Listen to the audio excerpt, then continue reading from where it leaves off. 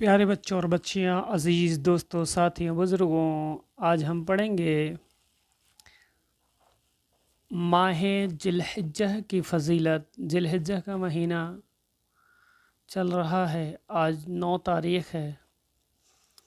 آج ہم اس مہینے کی فضیلت کو پڑھیں گے۔ آئیے بہت تیزی کے ساتھ سبق کی طرف چلتے ہیں۔ اعوذ باللہ من الشیطان الرجیم، بسم اللہ الرحمن الرحیم۔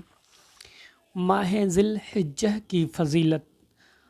حضرت ابو داؤد رضی اللہ عنہ سے روایت ہے کہ حضرت نبی کریم صلی اللہ تعالیٰ علیہ وسلم نے فرمایا،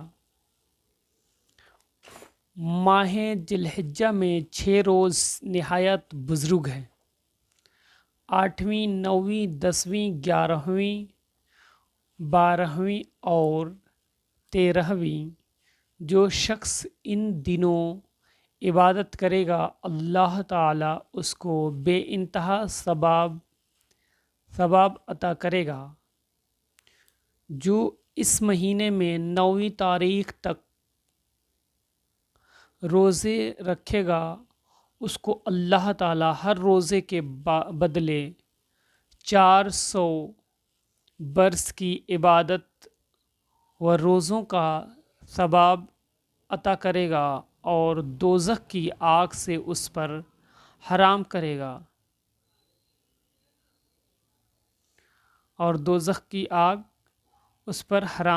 گا، حضور انور صلی اللہ علیہ وسلم نے فرمایا، جو شخص ان دنوں میں خیرات کرے گا اور قرآن شریف پڑھے گا، دوزخ کی آگ سے نجات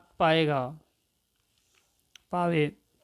حضور انور نے فرمایا، جو شخص نماز پڑھے اول شب ماہ ذی الحجہ میں 4 رکعت نفل، ہر رکعت میں بے انتہا نیکیاں لکھے گا۔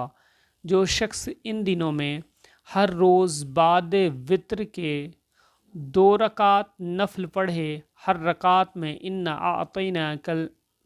اعطینا 3 بار، سورہ اخلاص 3 بار